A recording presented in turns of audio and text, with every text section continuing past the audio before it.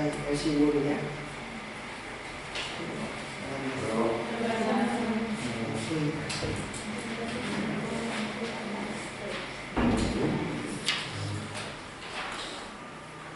Bueno, pues vamos a continuar. La semana pasada veíamos un poco el esquema de la exhortación apostólica Vita Consecrata,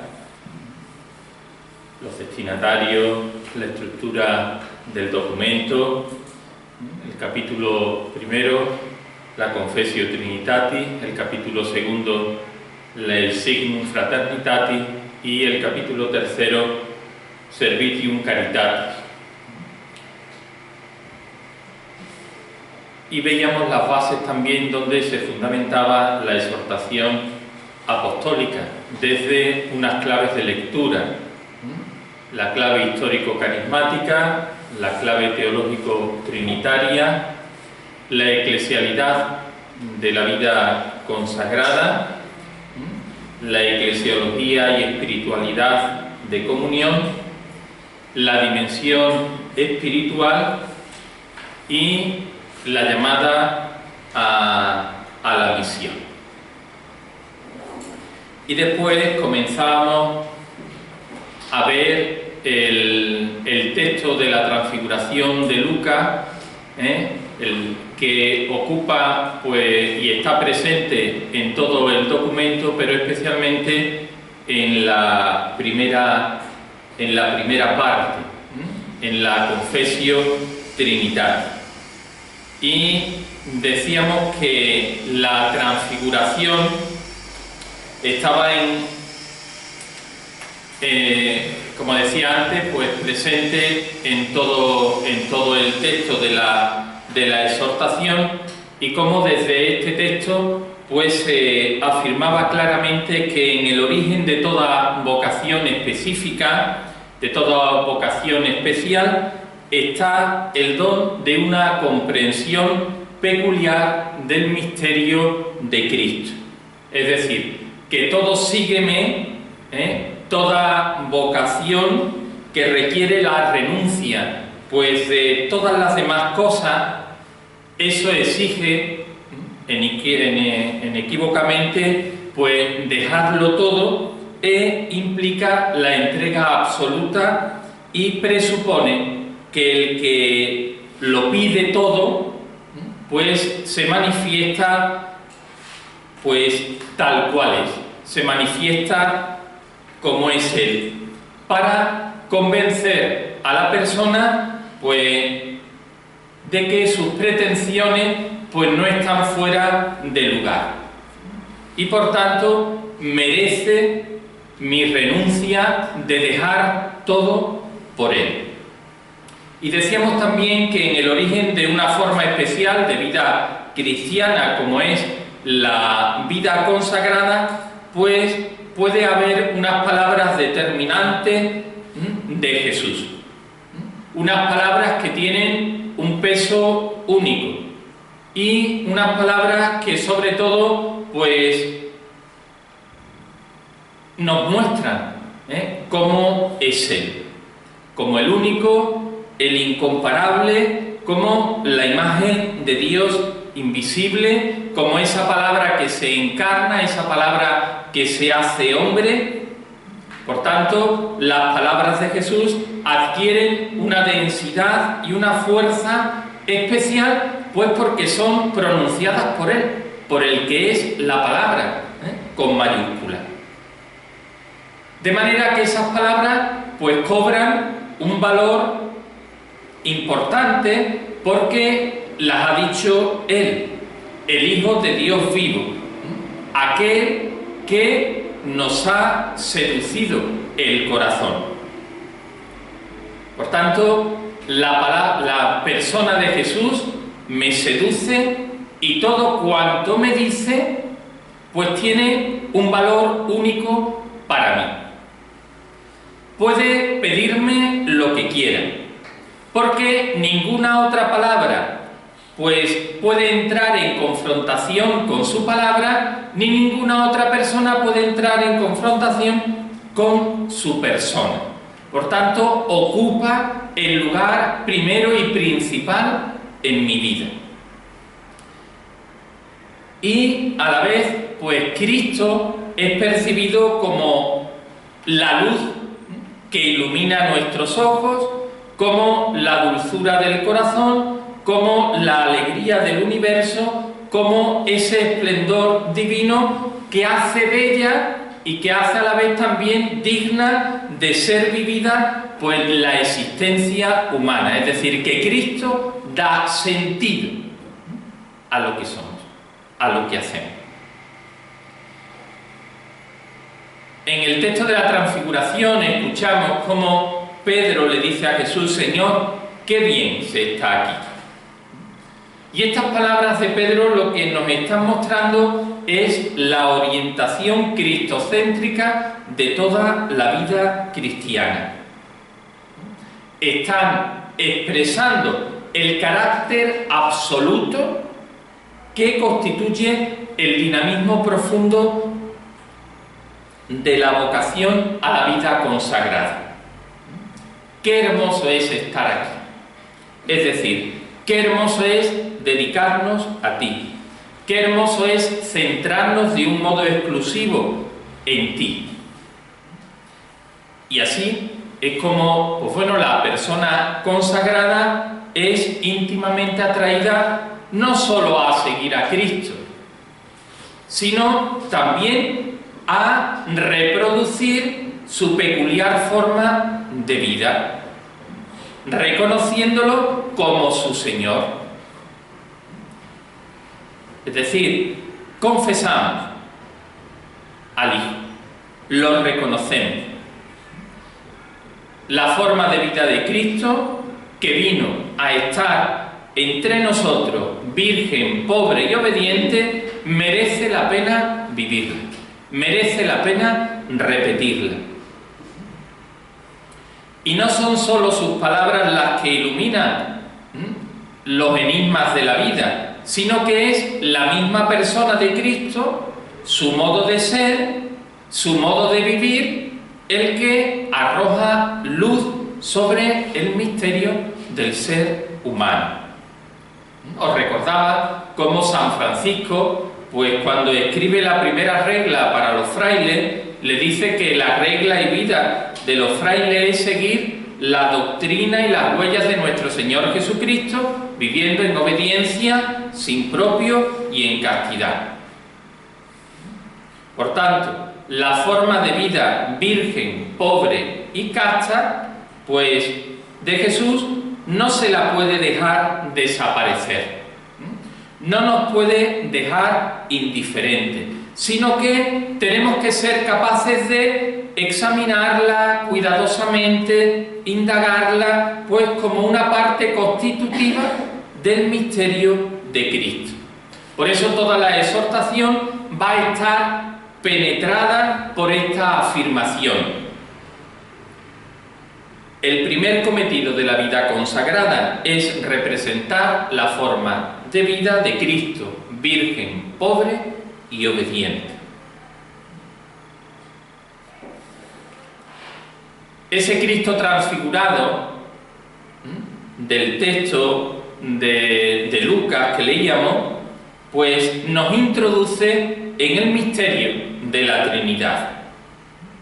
Es decir, desde la transfiguración se nos conduce a ascender a la Trinidad. Es decir, Jesús nos ayuda a penetrar en el misterio de su relación filial con el Padre, es decir, su relación de hijo, y a comprender pues su profunda y misteriosa realidad de hijo. Y nos ayuda también a iluminar cosas importantes del misterio del ser humano. Jesús se presentó en medio de nosotros virgen porque tenía que revelar que el Padre es su único amor y que su familia es la del cielo, junto con el Padre y el Espíritu Santo. Y nos está queriendo decir, pues, que todo ser humano debe considerar al Padre como su amor primero y último. Es decir, debe de considerar al Padre como el criterio de todos los demás amores.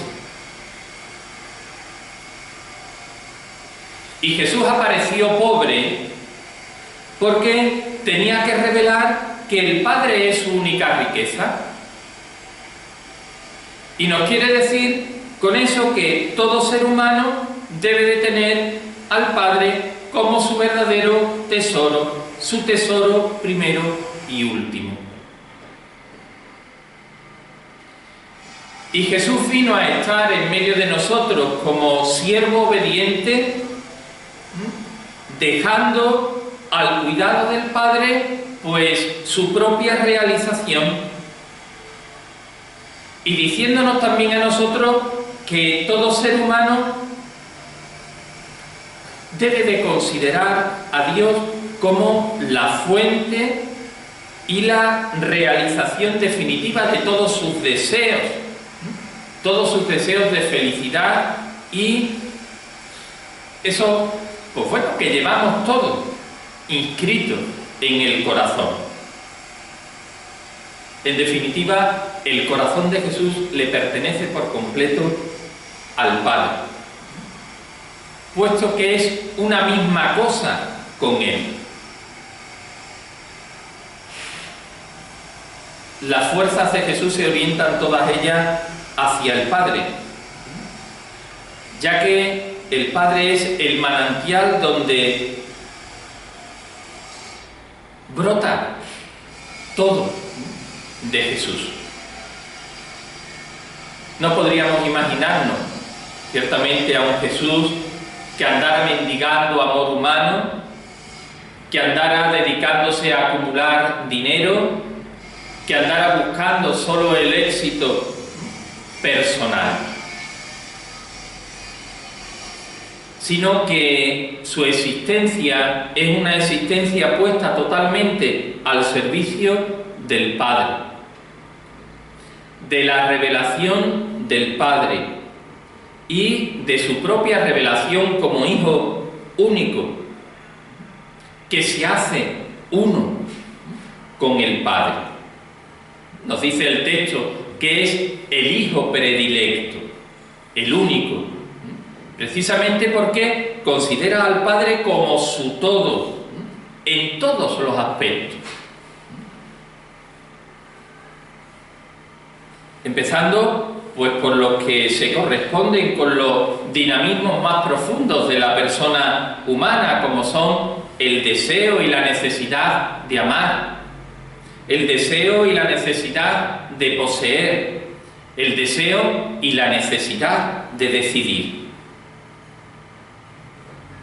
Y todo eso lo hace, pues, para expresar lo que Él es, y a la vez, pues, también para iluminar cuál debe de ser la actitud de fondo de todo hombre que viene a este mundo, cuando, pues bueno, afronta el misterio de Dios y el misterio de la existencia. Para todas las personas humanas, de esa manera, pues, puedan descubrir quién es en verdad el Padre. No un ser lejano, sino un amor que crea, un amor que espera, un tesoro que nunca se estropea, que nunca se apolilla, una felicidad que nunca defrauda. De ahí que la persona consagrada, pues, sea llevada al Monte Santo y allí, pues, sea iniciada en esta realidad para revivirla en sí misma, para representarla y testimoniarla con todo su ser. Y la persona consagrada comprende por puro don que el modo más perfecto de aceptar a Dios y reconocerlo como Padre es el del Hijo predilecto, abrazando la forma de vida de Cristo, virgen, pobre y obediente. Así, de esa manera, la persona consagrada reconoce que Dios es todo para él. Porque para todos sus hijos, Él es el amor, Él es la riqueza, Él es la realización cumplida de toda aspiración. Por tanto, se reconoce, se confiesa a Dios como Padre. Y esto ciertamente solo es posible pues desde esa iluminación inmerecida, es decir, por la intervención del Espíritu Santo. Eso es gracia, eso es don del Espíritu. Por tanto, nos lleva también a la confesión del Espíritu Santo. Vemos cómo de esa manera, pues la vida consagrada se convierte en una confesión de la Trinidad. Se convierte en un reconocimiento agradecido del Padre que llama, pues, para reservarse una persona para sí y para la causa de su reino.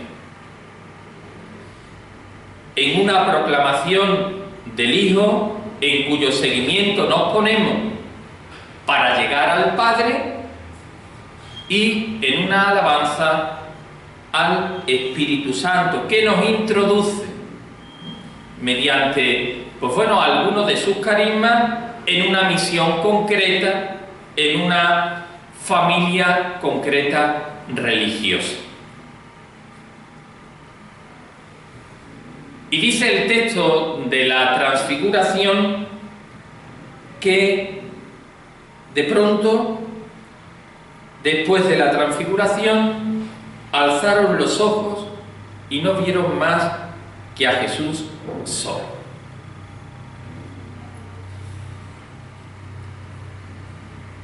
Jesús solo es cuando le queda a la persona consagrada después de, pues bueno, de esa gozosa experiencia inicial. Jesús solo porque Él es quien, pues verdaderamente fundamenta y expresa el género de vida casto, pobre y obediente. Jesús solo porque a los que nos preguntan por qué hemos elegido una vida tan insólita, ¿no os lo han preguntado nunca? ¿No os lo han preguntado? ¿Por qué habéis elegido la vida consagrada? Pues, ¿y qué le habéis respondido?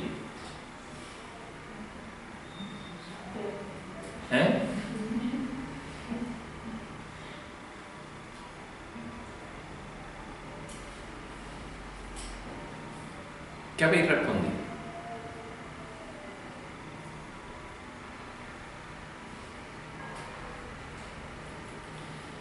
Pues la razón es que Jesús es suficiente para nosotros. Jesús, el Hijo de Dios, es el único modelo, el único criterio de vida válido ayer, hoy y siempre. Por eso nosotros elegimos su estilo de vida. Pobre, obediente y casto.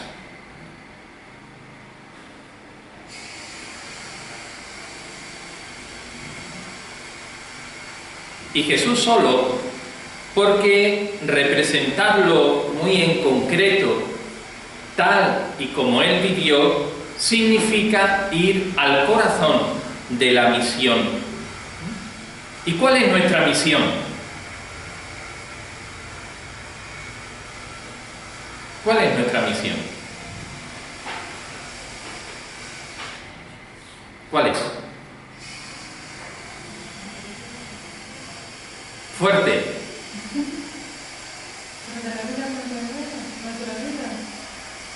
Llevar el amor y la palabra de Dios. Nuestra misión es testimoniar que Jesús es el Señor. Con lo que ella decía. Esa es nuestra misión. Y por eso nos quedamos con Jesús solo.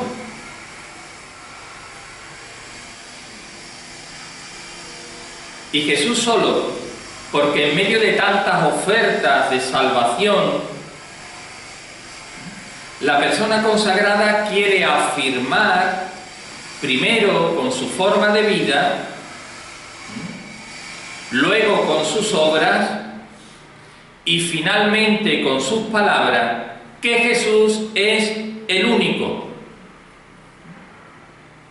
Es la única explicación de su vida y la única meta de la existencia.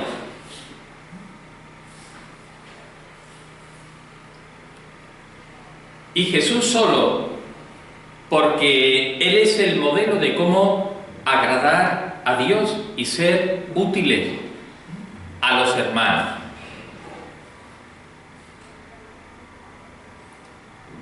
Y Jesús solo porque Él solo basta a la persona consagrada.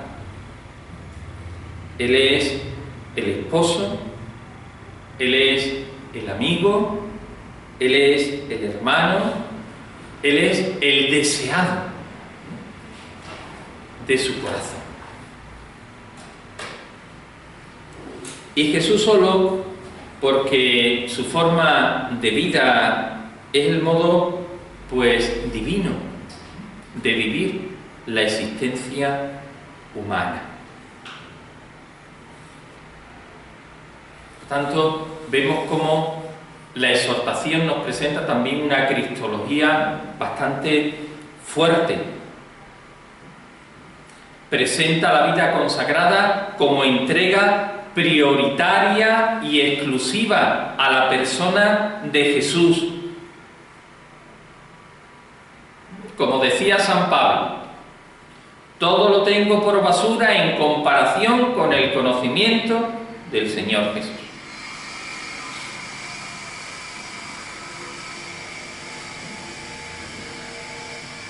Y es la razón de por qué la exhortación apostólica habla de orientación cristocéntrica, es decir, de acción conformadora con Cristo. Es decir, nos tenemos que ir conformando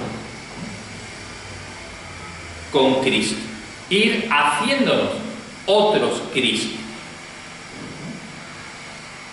Tenemos que ir dando a nuestra vida la forma de la vida de Cristo.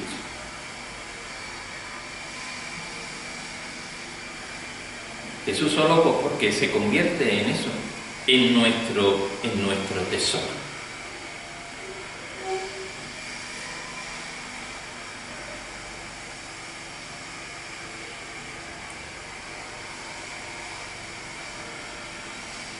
En el texto de la Transfiguración, Jesús aparece como el Hijo y como el más hermoso de los hijos del hombre. Por tanto, nos está queriendo decir que la persona que es llamada a reproducir hasta en su forma visible, pues, a Jesús, esa divina belleza.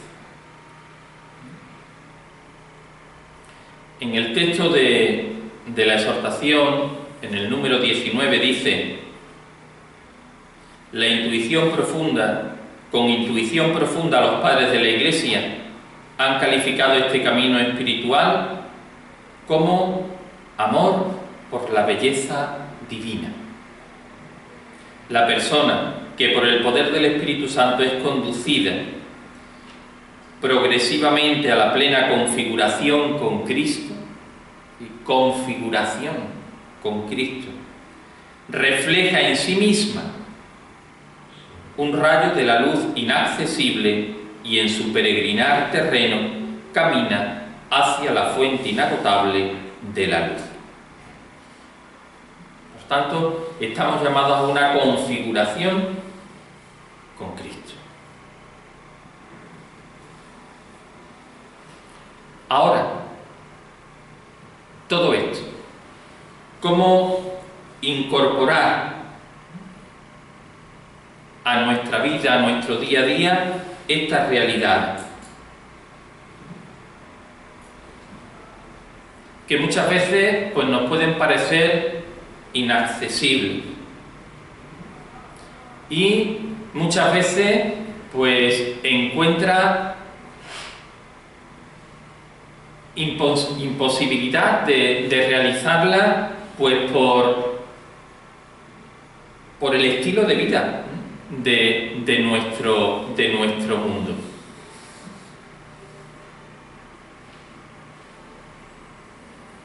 Por tanto, esta primera página de la exhortación, esta primera parte, pues tenemos que leerla con asombro y admiración. Es decir, las tenemos que contemplar, asimilarlas lentamente, repasándolas con calma, una y otra vez, hasta que el texto nos lleve, pues, a una espontánea acción de gracia, a un himno de reconocimiento de la Trinidad del Padre, del Hijo y del Espíritu Santo. Y para llegar a comprender el misterio de la vida consagrada, pues es absolutamente necesario redescubrir la contemplación.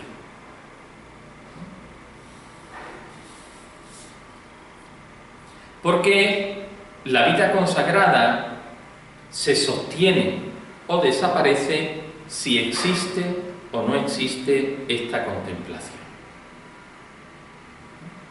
Sin contemplación, pues toda esta primera parte de la exhortación apostólica corre el riesgo de parecer algo teórico y superfluo.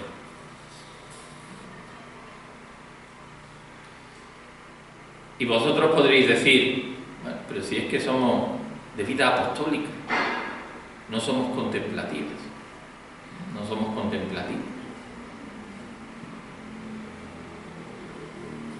Y hay quien piensa que el texto, pues, pretende hacernos a todos monjes, monjas, contemplativos.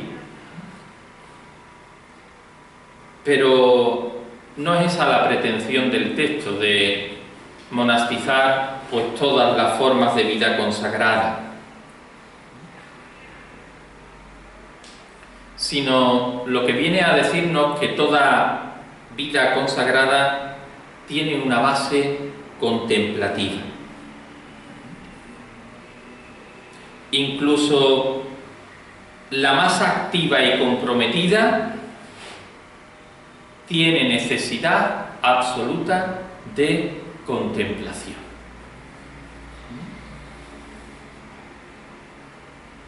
No está todo en el hacer.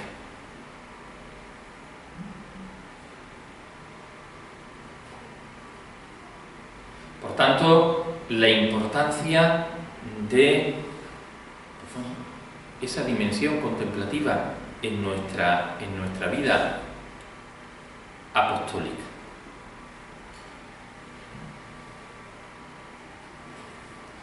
No es otra cosa que vivir en Cristo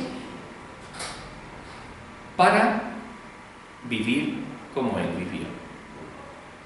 Si no nos empapamos de Cristo, no vamos a poder vivir como Él vivió. Por tanto, tenemos esa necesidad. de sumergirnos totalmente en el misterio de Cristo. Eso es contemplar. Sumergirnos totalmente en el misterio de Cristo. Quedar fascinados por el conocimiento de Cristo. Vivir en Cristo para actuar como Él.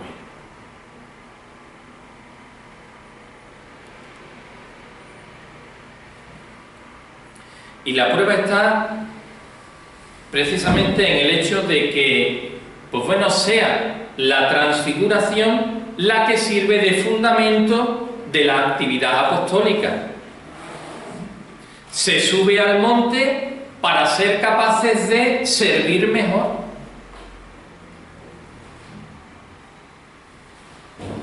La tercera parte de la exhortación trata sobre la misión, pero su fundamento más sólido está en esta primera parte. Se sube al monte de la contemplación para adquirir el coraje de la libertad, del testimonio franco y libre.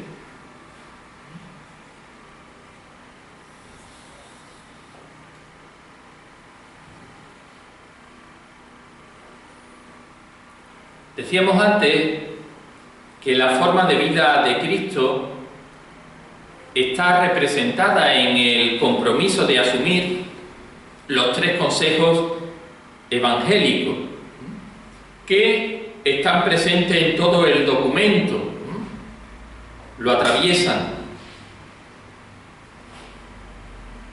Y esos 3 consejos evangélicos se presentan, en primer lugar, como un don de la Trinidad. Nadie puede pensar en asumir los consejos evangélicos si el Padre no lo atrae así. Si el Espíritu no hace brillar en lo profundo de su corazón la belleza y la posibilidad de imitar más de cerca la forma peculiar de vida del Señor Jesús. Por tanto, es un don de la Trinidad.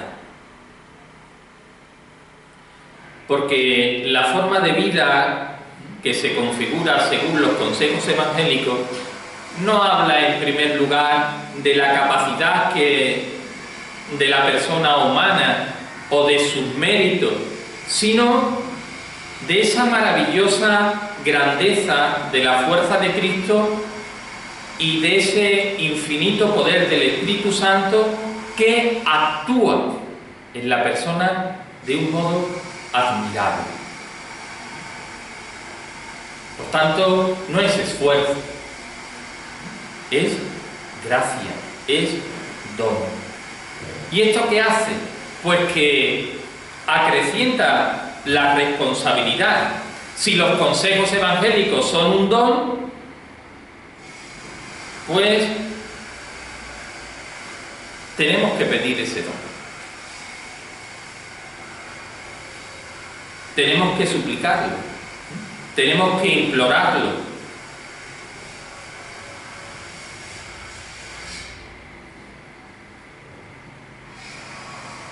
Porque la forma de vida de Cristo quiere expresar y testimoniar pues que es posible y que es precioso dedicarse a los asuntos del Padre y al servicio de los hermanos. Pero si esto no nos lo recordamos constantemente como un deber prioritario,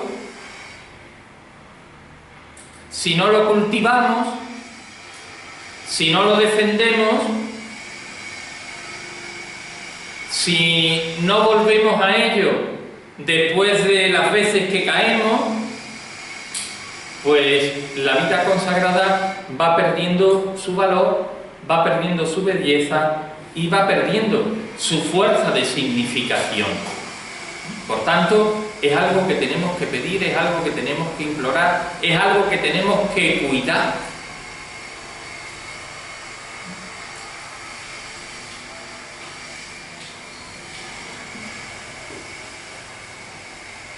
Damos un paso más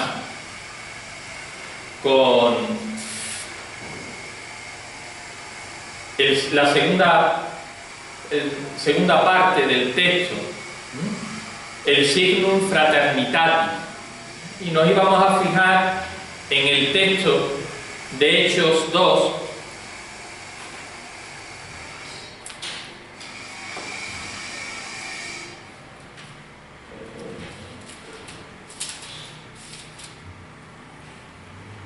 ...42, 47... Todos ellos perseveraban en la enseñanza de los apóstoles y en la unión fraterna, en la fracción del pan y en las oraciones.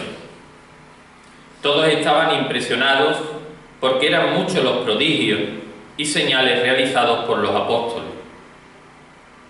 Todos los creyentes vivían unidos y lo tenían todo en común. Vendían sus posesiones y haciendas y las distribuían entre todos, según las necesidades de cada uno. Unánimes y constantes acudían diariamente al templo, partían el pan en las casas y compartían los alimentos con alegría y sencillez de corazón. Alababan a Dios y se ganaban el favor de todo el pueblo. Por su parte, el Señor agregaba cada día los que se iban salvando al grupo de los creyentes. Y después en el capítulo 4, versículos 32 al 35, el grupo de los creyentes pensaban y sentían lo mismo, y nadie consideraba como propio nada de lo que poseía, sino que tenía en común todas las cosas. Por su parte, los apóstoles daban testimonio con gran energía de la resurrección de Jesús el Señor, y todos gozaban de gran estima. No había entre ellos necesitados, porque todos los que tenían hacienda o casa las vendían, llevaban el precio de lo vendido y lo ponían al pie de los apóstoles, y se repartía a cada uno según su necesidad. Ahí vemos pues un reflejo de la vida de las primeras comunidades cristianas, que son ejemplos para nuestra vida fraterna en comunidad. El número 45 de la exhortación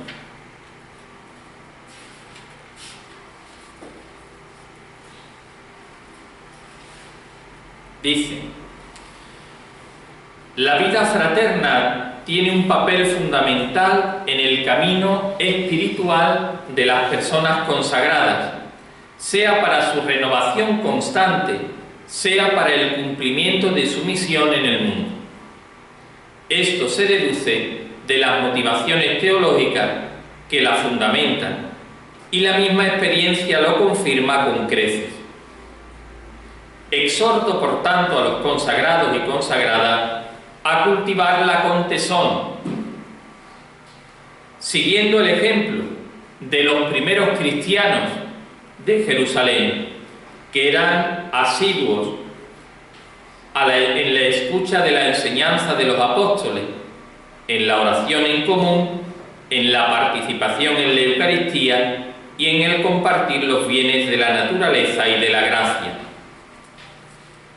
Exhorto sobre todo a los religiosos, a las religiosas y a los miembros de las sociedades de vida apostólica a vivir sin reservas el amor mutuo y a manifestarlo de la manera más adecuada a la naturaleza del propio instituto, para que cada comunidad se muestre como signo luminoso de la nueva Jerusalén, morada de Dios con los hombres. En efecto, toda la Iglesia espera mucho del testimonio de comunidades ricas de gozo y del Espíritu Santo. Desea poner ante el mundo el ejemplo de comunidades en las que la atención recíproca ayuda a superar la soledad y la comunicación contribuye a que todos se sientan corresponsables, en las que el perdón cicatriza la herida, reforzando en cada uno el propósito de la comunión. En comunidades de este tipo de naturaleza del carisma, encauza las energías, sostiene la fidelidad y orienta el trabajo apostólico de todos hacia la única misión. Para presentar a la humanidad de hoy su verdadero rostro, la Iglesia tiene urgente necesidad de semejantes comunidades fraternas. Su misma existencia representa una contribución a la nueva evangelización, puesto que muestran de manera fehaciente y concreta los frutos del mandamiento nuevo. Por tanto, el número 45 expresa la importancia de la vida fraterna en comunidad, en la vida consagrada. Es un párrafo hermoso que rescata pues cierta escasez de tratamiento del tema de la comunidad en la exhortación apostólica. Y eso es comprensible, puesto que antes de la exhortación apostólica salió otro documento, el de vida fraterna en comunidad. Y este documento, pues, ha sido o fue prácticamente recibido por la exhortación, tanto que se le debe considerar este documento de la vida fraterna en comunidad como un complemento necesario para comprender de una manera adecuada la segunda parte del documento Vita Consacrata, que está dedicada pues a la fraternidad y como decíamos, pues tiene el título de Signum Fraternitatis. En esta segunda parte de la exhortación se nos va a presentar el verdadero rostro de la Iglesia, como el de una comunidad de hermanos. La primera comunidad de Jerusalén la describe Lucas como la realización de la humanidad nueva, fraterna, pacífica, solidaria, gozosa, una humanidad nueva que es reconstruida por la acción de Cristo y que es hecha posible por la venida del Espíritu.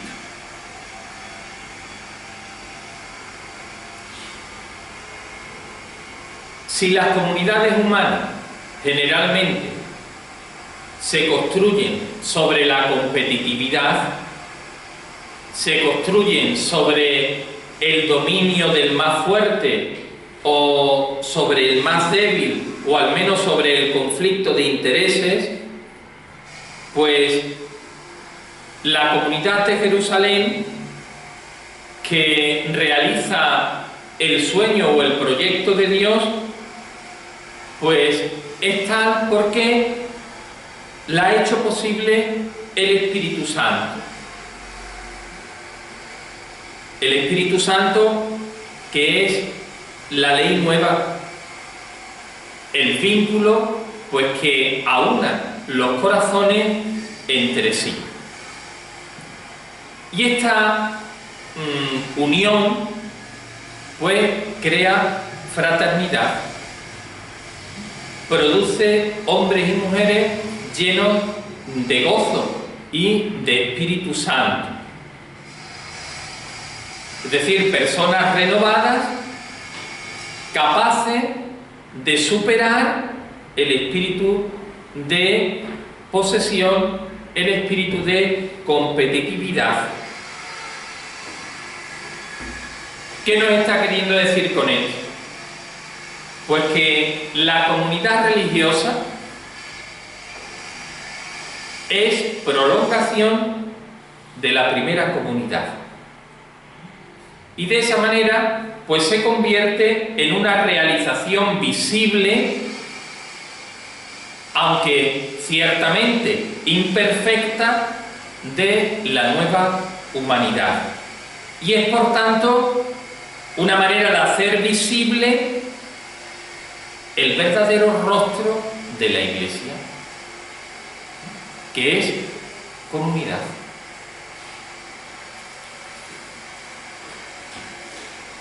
Por tanto, de ahí que el documento nos diga que la Iglesia tiene urgente necesidad de semejantes comunidades fraternas.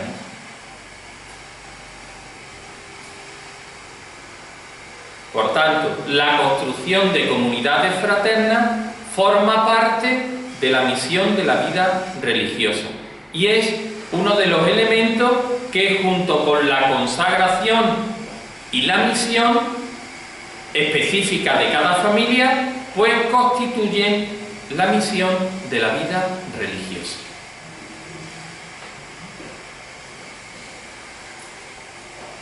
Lo mismo que teníamos que pedir el don para vivir pobres, obedientes y castos, para ser hermanos, para ser hermanas, hay que pedir también este don.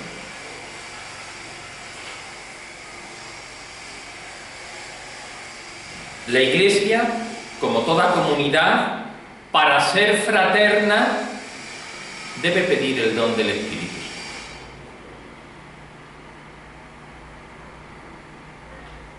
De ahí que la primera condición para realizar una comunidad fraterna sea en consecuencia la oración incesante y unánime.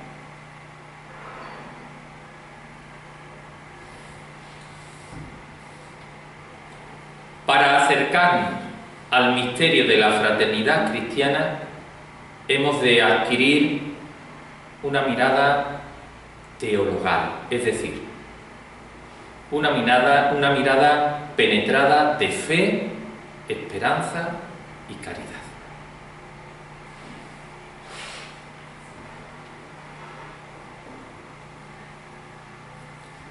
Una mirada de fe, mis hermanos y hermanas, esos que tienen rostros concretos, sus limitaciones, sus pequeñas manías, sus virtudes, viven a mi lado y comparten conmigo la existencia. Han sido amados por Cristo con un amor particular, es decir, han sido convocados por el amor de Cristo y han respondido a ese amor y llevan consigo esa dignidad de ser personas elegidas y predilectas del Señor Jesús.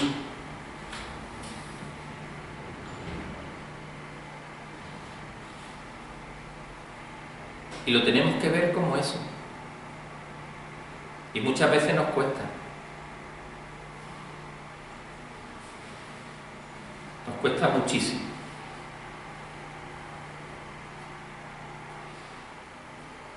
Y tenemos que tener una mirada de fe para leer en profundidad las maravillas que realiza el Señor, más allá de las limitaciones que tiene mi hermano o mi hermana, y saber dar gracias, y saber alegrarme por el don de los hermanos y las hermanas que han sido motivados por el mismo amor.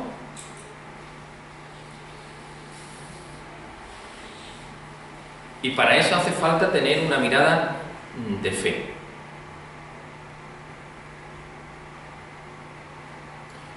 Una mirada de esperanza. Los resultados del esfuerzo por construir la fraternidad no siempre son visibles y son palpables. Siempre hay en la comunidad algo de incompleto. Siempre hay alguna carencia. Nosotros querríamos una comunidad perfecta para poder descansar en ella y nutrirnos de ella.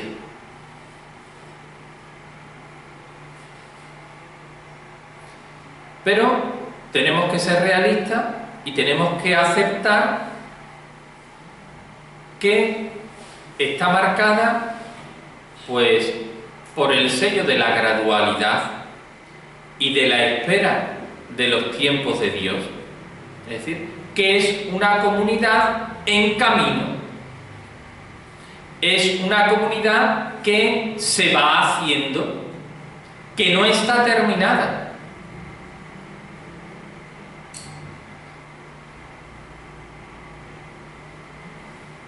Por eso el esfuerzo por construir la comunidad debe de ser incesante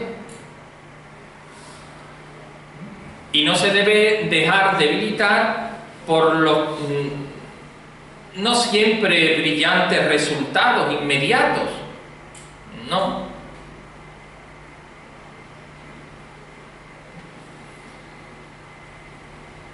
Es siempre pues lo inacabado y nos va a remitir a ese ya sí, pero todavía no. Decir que la comunidad perfecta será. De hecho, la definitiva, la escatológica, la que tendremos con el Padre, el Hijo y el Espíritu Santo. Pero mientras tanto se va haciendo. Y tenemos que trabajar incesantemente en ello.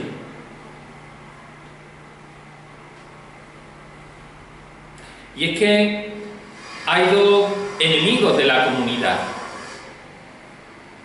el perfeccionismo y la resignación.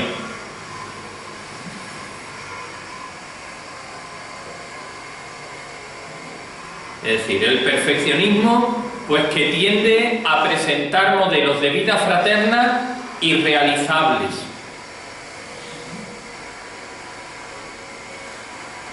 Como si la fraternidad pues fuera una realidad geométrica que la pudiéramos programar racionalmente, como si fuera un robot.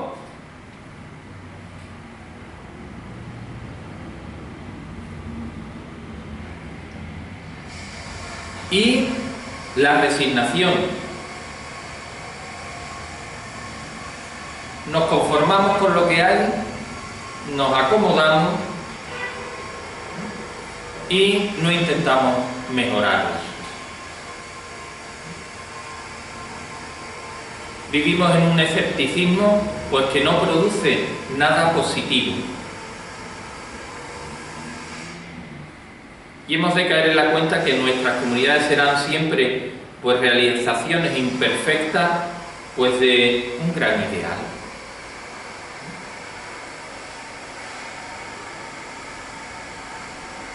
Y hemos de desear que sea la comunidad perfecta, pero reconociendo pues también nuestra debilidad.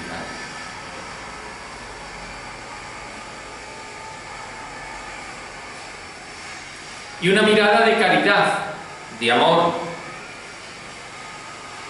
La vida religiosa siempre se ha considerado como una escuela de amor, porque en ella aprendemos a amar a Dios, aprendemos a amar a los hermanos y a las hermanas, y aprendemos a amar a la humanidad. Y esto no cabe duda, pues que implica un aprendizaje progresivo, un crecimiento, el paso de una capacidad de amar menos,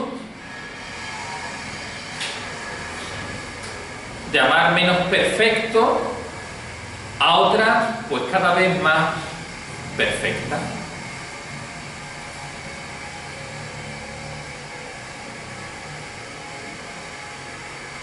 De ahí que crecer en el amor es la primera finalidad del vivir juntos. Crecer en el amor. Es la primera razón del vivir como cristiano. Porque si olvidamos esto, pues olvidamos la vida cristiana. Y una de las expresiones de este amor es su capacidad de perdón, su capacidad de reconciliación, de disponibilidad a dejarse perdonar.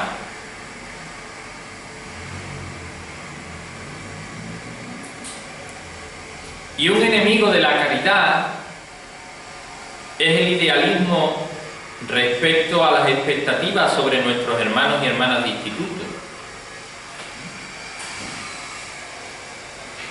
Los tenemos que aceptar como son.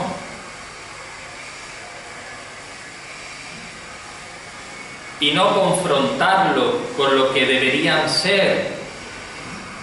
La mayoría de las veces, pues según la proyección de nuestros propios deseos. Es que tú tendrías que ser, pero es porque yo lo quiero. Ese es mi deseo. Y no, tenemos que aceptar y amar a los hermanos pues tal como son. Porque si no después, pues tenemos frustraciones. El otro no responde a mis expectativas, yo no respondo a las expectativas del otro. Entonces esto no vale. No.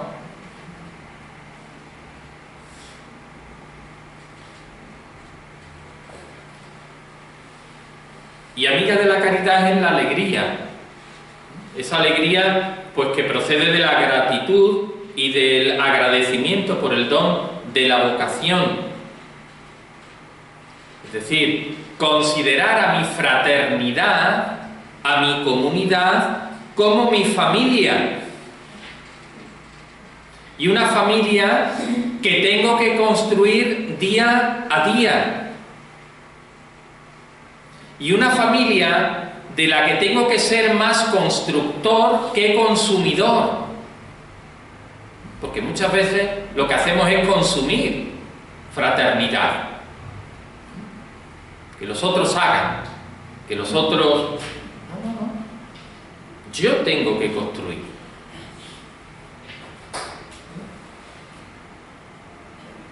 Por tanto, tenemos que ser más constructores que consumidores.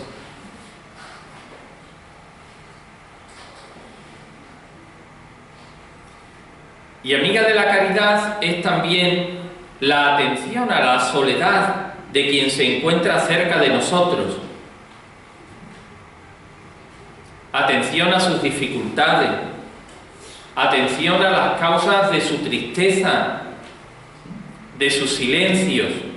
Muchas veces vamos a acompañar a gente que está sola, que vive sola.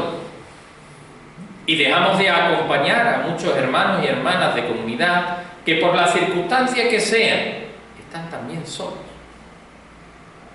Y no somos capaces de estar atentos a esa realidad.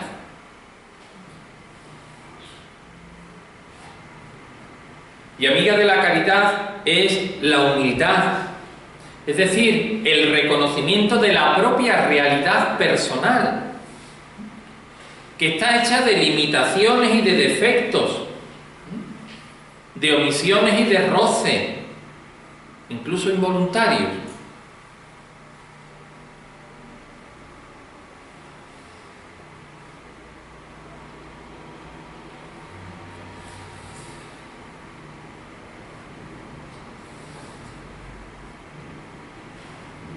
Por tanto, del don del Espíritu, pues se deriva la obligación del compromiso por construir la fraternidad.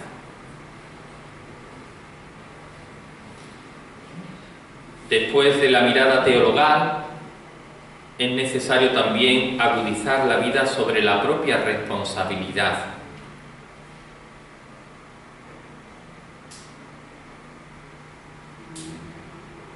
De ahí la necesidad de subrayar el que tenemos que mirar hacia adentro.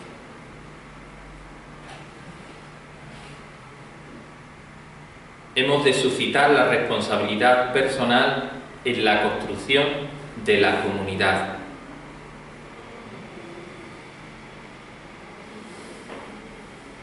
Y esto quiere decir que la santidad personal de una persona consagrada que vive en comunidad pasa también por la construcción de la fraternidad. La santidad cristiana nunca es un camino solamente individual, siempre tiene una dimensión comunitaria, una dimensión fraterna.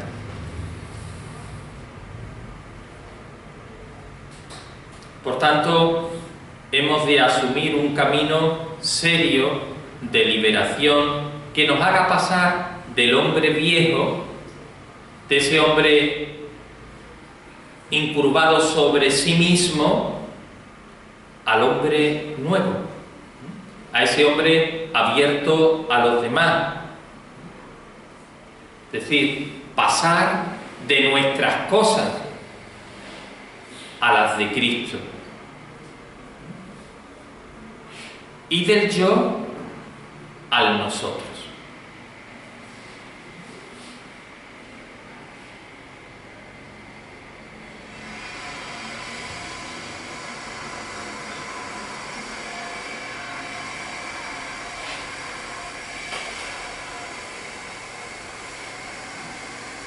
Y para acrecentar la fraternidad, pues podemos fijarnos también en algunas virtudes cardinales.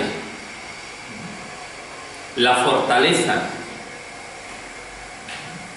Muchas veces somos incapaces de tolerar la más mínima molestia.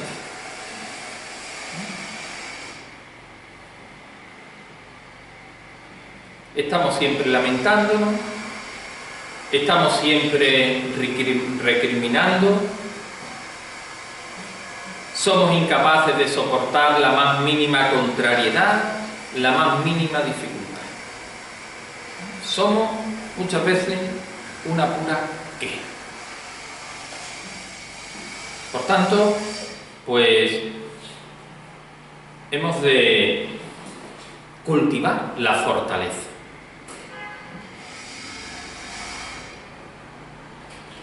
Y esa fortaleza, pues, se convierte en mansedumbre.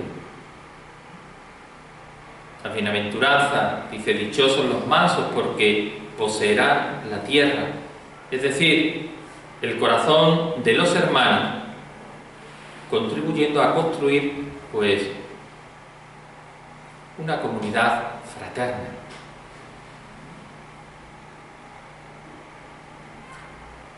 La prudencia.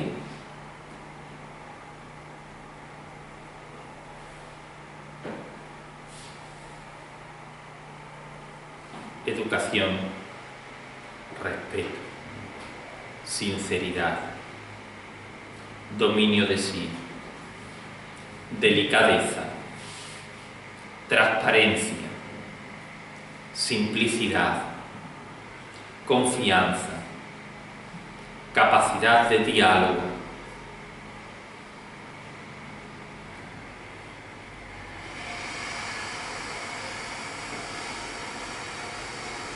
Muchas veces faltamos a la educación, al respeto, tenemos dobleces, no vamos por las claras, falta confianza.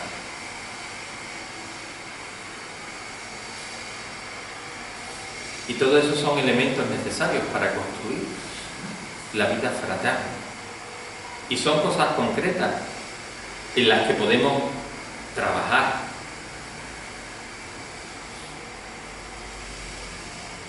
Y esto pues lo tenemos que vivir con alegría. Una alegría, pues eso, vivida y testimoniada. Porque la alegría es un magnífico testimonio de la calidad evangélica de una comunidad religiosa.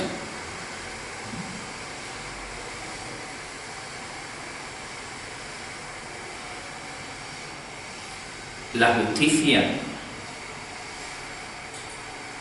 todos iguales en derechos y deberes, nadie tiene privilegio, ni por el cargo que tenga, ni por el servicio que preste. Hemos de ser justos. No, como yo soy el superior, yo soy el ecónomo, pues tengo... Cada uno prestamos el servicio que se nos pide, pero sin ningún tipo de privilegios ni de...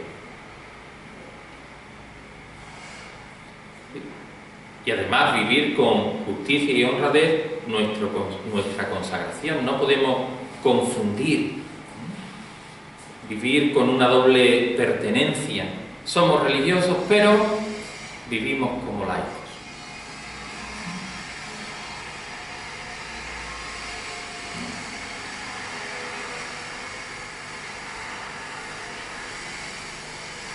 La templanza, amar según la propia vocación, es amar pues con el estilo de quien desea ser en toda relación humana pues signo claro del amor de Dios, de quien ni invade ni se apropia, sino que respeta y desea el bien del otro.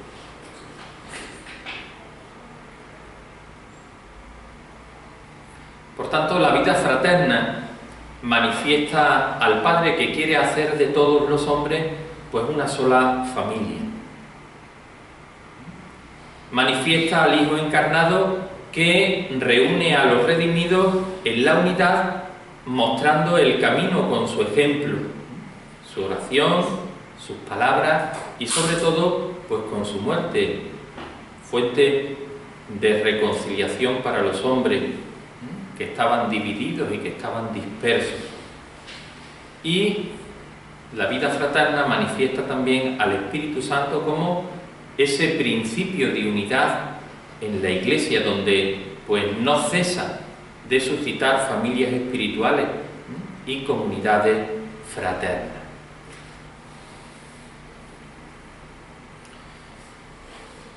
Y después una mirada eclesial, ya que pues bueno, la vida consagrada no vive aislada, sino que es parte de la Iglesia. Vive dentro de ella junto a otros componentes eclesiales. Y si la comunión es la realidad que tiene que salir a la luz para dar el sentido de lo que la Iglesia es en su realidad más profunda, pues la vida religiosa recibe la función de mantener viva esa dimensión con esa fuerza que nace del testimonio de sus comunidades. Unas comunidades donde no solo se comparten los fines, sino que se comparte la propia existencia. No se comparte solo lo que se hace, sino que compartimos la vida. Y esto, pues a nivel local y a nivel universal.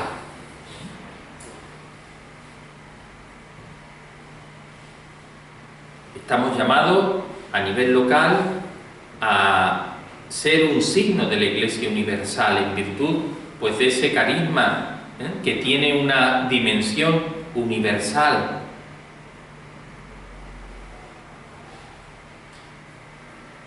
Y a nivel universal, porque estamos llamados a promover una espiritualidad de comunión a nivel mundial, participando de un modo especial en el ministerio de Pedro, al servicio de la colaboración entre las diversas iglesias particulares, entre las cuales pues se puede hacer un intercambio de dones.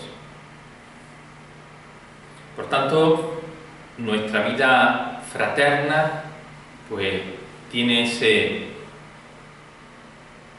esa llamada a ser signo de esa primera comunidad cristiana y a construir la comunidad dentro de la Iglesia con la originalidad de nuestro propio cariño. ¿Alguna cosa que preguntar? ¿Alguna duda?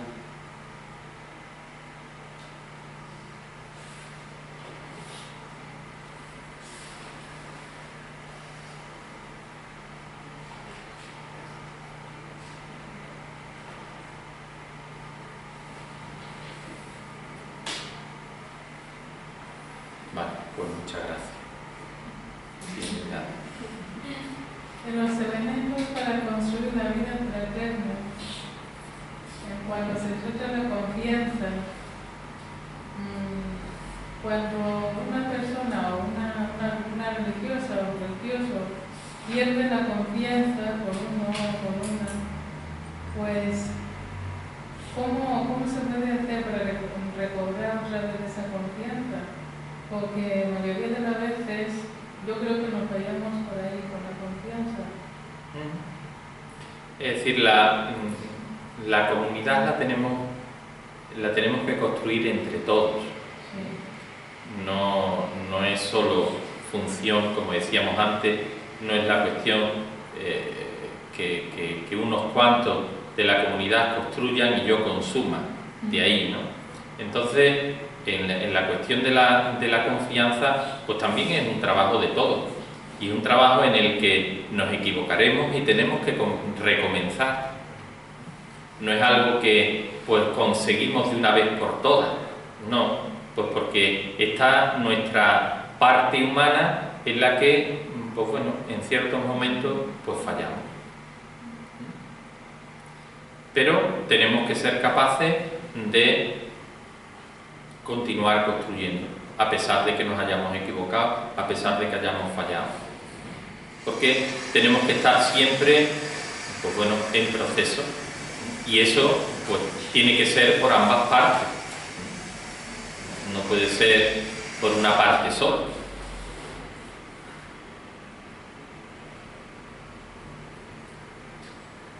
Y lo importante es que caigamos siempre en la cuenta de que estamos en proceso, que nunca estamos terminados, ni nosotros de hacer, ni de hacer la comunidad, sino que está siempre en continua construcción, contando pues, con eso, porque no somos perfectos y